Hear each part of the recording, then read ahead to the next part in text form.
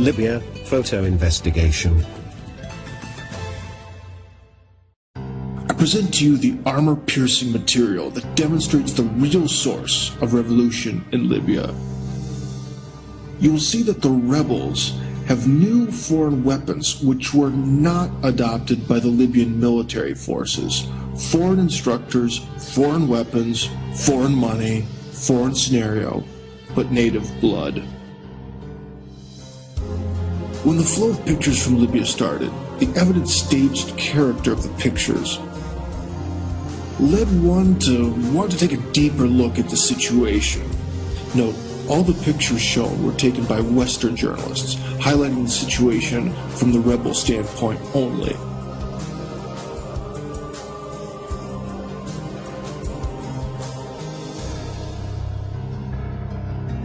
And from the very first frames of film it hit me, the weapons and equipment of those rebels simply could not have been so massive in number and so brand new.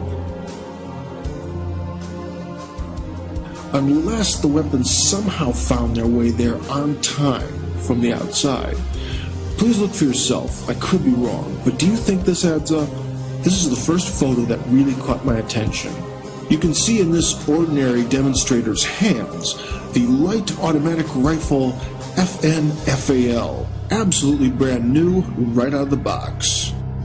The rifle was produced by the Belgian armaments manufacturer FN. During the Cold War, it was adopted by many North Atlantic Treaty Organization countries, with the notable exception of the United States.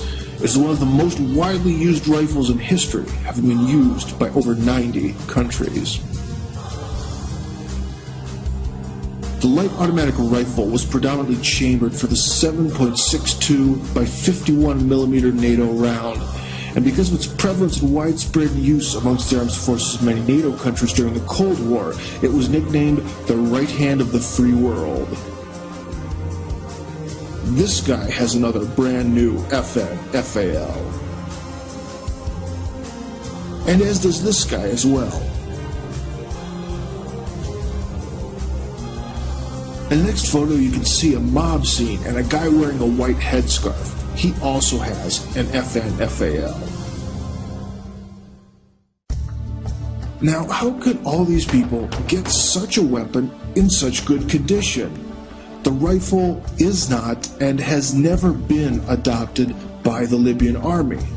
Usually Libyan soldiers run around with old Kalashnikovs, like this one. This means that the rebels could not get all of those FN-FAL rifles from military storage points, and they certainly couldn't buy them in a store. So the question is, where did they get them from? And even more importantly, how could they get the enormous amounts of ammo needed for the rifles when Gaddafi didn't have them? Let's also take a look at the machine guns. Well, the ancient DSHK Soviet heavy anti-aircraft machine gun, firing 12.7 by 108mm rounds, is actually quite normal for paramilitary nomads. But where did this thing come from? Or this. As you can see, these are US machine guns chambered for NATO rounds. And again, they're absolutely brand new, right out of the box. Gaddafi couldn't have a weapon like this because of 40 years of embargo. And also, he really wouldn't need it because the rounds for it are very expensive and getting them delivered is a big problem. It'd be much cheaper and much easier to buy Chinese machine guns chambered for Soviet rounds. Oh, well, there we go. That's a Chinese heavy machine gun. But this picture is interesting not because of the machine gun itself, but because of the fact that the machine gun is again brand new, right from the plant, as well as the instructors who are teaching the Libyan fodder how to use the weapon. And now can you see what this is hinting at? Normally machine guns don't come with their own instructors to teach you how to use them. But then again, machine guns alone don't win a revolution. You need something with some real firepower. And well, here's something. This is an MP-80S man-portable air defense system. Each one of these costs big money on the black market and requires a qualified professional to maintain them. And so that's why we can see an instructor here. The guy teaching the Libyans to manage this high-tech device sure doesn't look like one of them, does he? And here we can see a Joker running around with a US Army pistol and a NATO Kevlar combat helmet. Now how could he get all this? From Gaddafi's military storage? Come on. But most of all, I like this picture. And what do we have here? Two natives holding a crate of 106mm rounds for the recoilless M40 rifle. The native bin Laden among them points to where to carry the crate. The M40 recoilless rifle is a lightweight, portable, crew-served 105mm weapon intended primarily as an anti-tank weapon made in the United States. Okay, this crate is American and brand new. I think you can realize that by now. For example, if you look at the perfect condition of the crate, straps, come on, you can't tell me that this came from Gaddafi's ancient storages. Excuse me, but if you still think this, I doubt the adequacy of your perception of reality, sir. Let me remind you, Libya had a 40-year embargo, so there's no way that Libya could have bought the weapons or the rounds from the US or the UK. It's purely fiction. And by the way, here you can see the recoilless M40 itself. As you can see here, the rifle and the Toyota mini truck don't really give you the impression of a scrappy rebel force fighting for freedom. Wow, and among the rebels we can surprisingly see some African mercenaries that were allegedly hired by Gaddafi to fire on the people. So finally, what is the general conclusion that you can make from our brief photo investigation?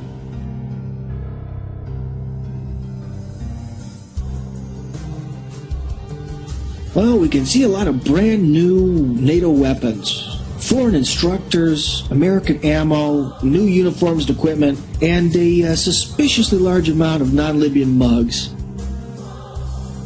Do you know what this looks like? You're absolutely right. It definitely looks like a well-organized coup from abroad. The foreign managers have brought the people, provided the brand new weapons, instructors, and equipment, all to the young people in Libya. Naive young people who work for free drugs, dope, and just the rush of being a revolutionary. Well, maybe you still don't believe me. You've taken a look at all the photos, and there's still some doubt. Well, let me show you one last photo. This is what a real desert fighter looks like. No clean NATO weapons, no shining brand new American ammo from unopened boxes, and no Kevlar vests from Europe. Just some rags, an old gun, an axe, and the will to fight. That's what you see there, and that's what everyone fighting should look like. So what's your opinion now? Do you really think all those people in the previous photos are real common demonstrators? What do you think?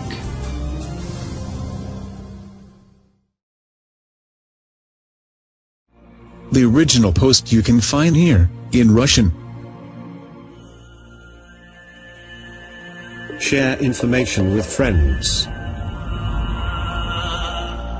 For more information visit website nstorykov.ru.